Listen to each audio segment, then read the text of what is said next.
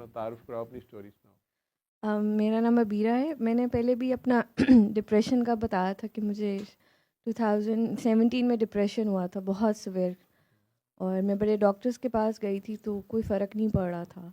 तो आपकी वो वीडियो देखी थी मैंने पीटीवी वाली, लेकिन इतनी मैं कन्विंस नहीं हुई थी क्योंकि आप डिप्रेशन की बात नहीं कर रहे थे, ज़्यादातर वो क्रॉनिक पेशेंट की कैंसर की बात कर रहे थे। तो डॉक्टर प्रोफेसर सईदा ज़ैनब की थी, उनकी बहुत फिर मुझे कन्विंस हुई क्योंकि वो भी डिप्रेशन का भी उनका था। पोस्टमार्टम साइकोसिस। हाँ जी।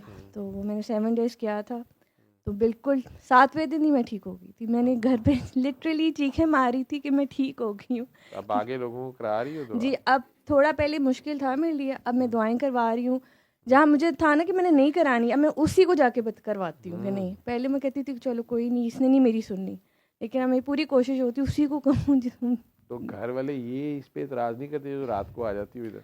अब नहीं करते। अब नहीं जो करते। तुसी करना कर, मैं तो जाने। अभी भी बच्चों को सुला के आई हूँ, तो अब सबको पता है इसने जाना ही जाना है। कभी थोड़ा मुश्किल हो जाता तो मियाँ नहीं। साहब भी एग्री कर रहे मियाँ साहब वो बहुत अच्छे, कुछ वो नहीं तो कहते, कोऑपरेट कर रहे वो बहुत कोऑपरेटिव है। मैं नहीं हूँ शायद।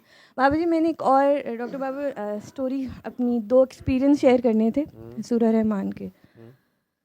एक ये था कि शादी जब मेरी हो गई थी तो मैं कंसीव नहीं कर पा रही थी। तो मुझे वैसे थेरेपी का इतना पता नहीं था, मतलब यही पता था कि मतलब औलाद के लिए नहीं पता था कैसी सुननी है। जब मैंने इस पर रिसर्च करना शुरू किया बेबी के लिए, तो पता लगा कि कपल को सुननी होती है। तो 2 साल मैंने इलाज कराती रही, गूगल पे बेस्ट गायनाकोलॉजिस्ट ढूंढती रही, जाती रही। फिर आपकी एक वीडियो थी कि पंचतन पाक के नाम का वो सोच कर रखना। तो मुझे याद है मैं हसन को कॉल करती थी कि अब आपका टाइम हो गया है दोपहर का। तो हमने 7 डेज़ कंप्लीट किए। मुझे आज भी याद है जब मैं अल्ट्रासाउंड वाली जब मैं गई थी तो उसने कहा आपने कौन सी ये दवाई खाई है। पता नहीं कहते कहते मैं रुक गई बोली नहीं मैं तब। और जब मैंने वो थेरेपी की 7 days, with in a month मैंने कंसीव कर लिया था। मतलब इतने डॉक्टर्स के पास भी उन्होंने कहा आपको IUI कराना पड़ेगा, IVF है वो। मैं कहा या अल्लाह मैं वो नहीं कराना, जो मर्ज़ी कर ले। फिर ये मुझे मतलब इसकी मुझे डेप्थ पता लगी। शुरू में इतना नहीं मुझे पता था कि आपने बैठने था। नहीं, आप ठीक बैठी हैं जहाँ बैठी हुई हैं। सॉरी। तो फिर मैंने ये किया, फिर लोगों को अब बताती हूँ। अब लोग पहले इतना कन्विंस नहीं होते, लेकिन मैं बहुत उनको बताती हूँ कि मैं हर जगह चली गई इलाज वो कराने। पीछे जगह है आफ्ताब, वो कुर्सी है। माशाल्लाह मेरी अब एक बेटी और एक बेटा है। वो भी इसी थेरेपी की वजह से मुझे मिला है। मुझे PCOS मुझे याद है डायग्नोस्ड हुआ था।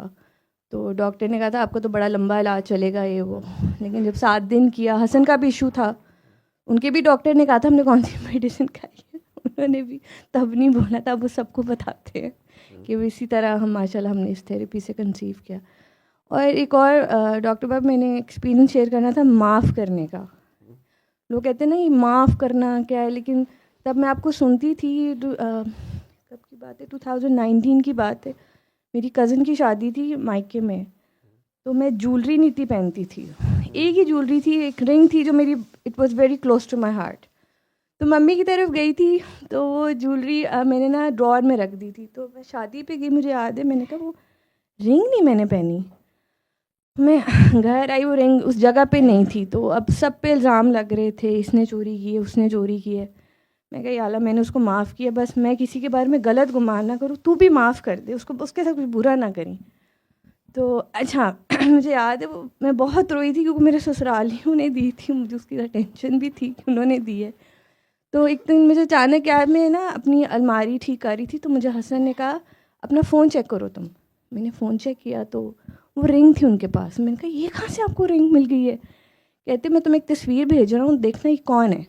तो जो मैं अम्मी के घर गई थी ना, तो वो मेकअप आर्टिस्ट थी वहाँ पे, तो मेकअप सबके कर रही थी, तो वो निकली। मैंने कहा अम्मी पहले मैं शक कर रही थी, अम्मी नहीं करने दे रही थी उस पर कि नहीं वो नहीं कर सकती, शेफ़ कर सकते। मैं कहा शेफ़ कमरे जो कितों आके चेक करेगा, दराज च रहेंगे, नहीं वो नहीं कर सकती तो वो निकली। हुआ ये कि वो हसन के दोस्त की दुकान पे वो बेचने आई रिंग।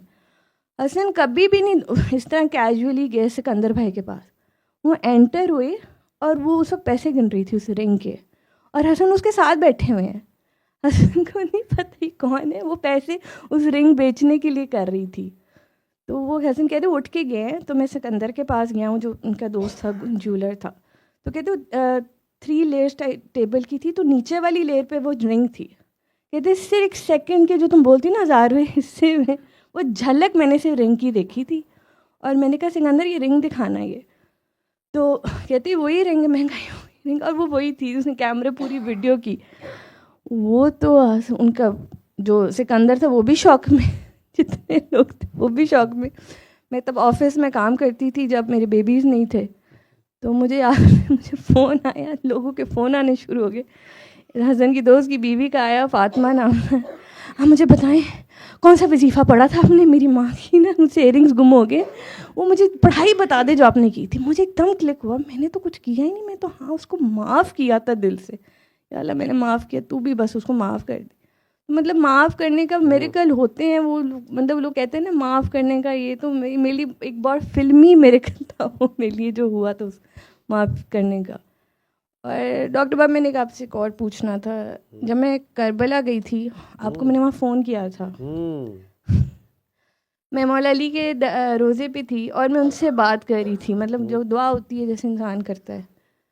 मैं मुझे आप ही नज़र आ रहे थे, मैंने आपको फ़ोन कर दिया। मुझे नहीं समझ आ रही थी क्या। अच्छा मैं उसके बाद करबला गई, फिर मैं बगदाद गई। मैं वापसी की फ़्लाइट मेरी नजफ़ से थी। फिर मुझे वही कैफियत होना शुरू की। मैं हुन नहीं कॉल करूँ तो चित्र पहने, फिर कॉल की थी मैं। वो मैंने आपसे पूछना क्यों मुझे इतनी वो, मैं उनसे बात कर थी लेकिन मेरा ध्यान सिर्फ आप पे था। मुझे से आप ही नज़र आ रहे थे उस वक्त।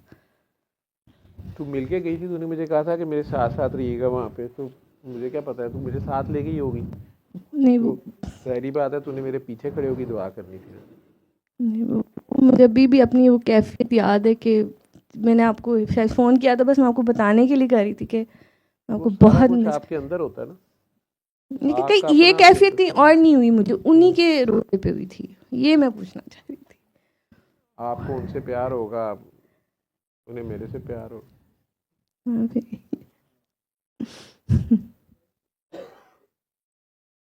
हो सकता है मैं उनका लाडला हूँ।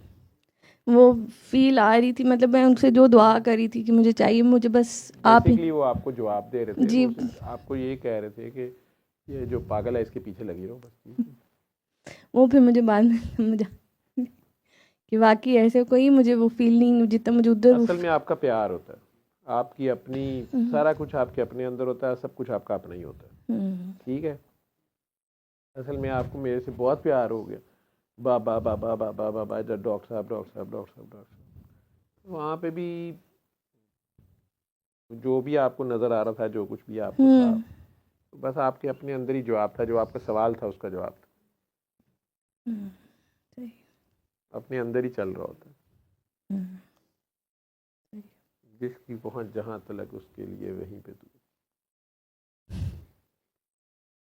जी अपने आप को पहचानो ना, अपने आप से प्यार करो। वो कर रही हो, जी जी आप बड़ा खूबसूरत कर रहे सैयदजादी, वो आपसे काम ले रहा है, करो।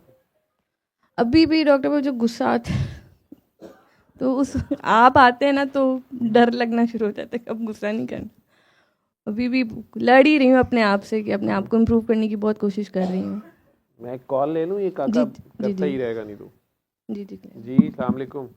सल्ले अला सल्ले अला सल्ले अला सल्ले अला सल्ले अला शफीना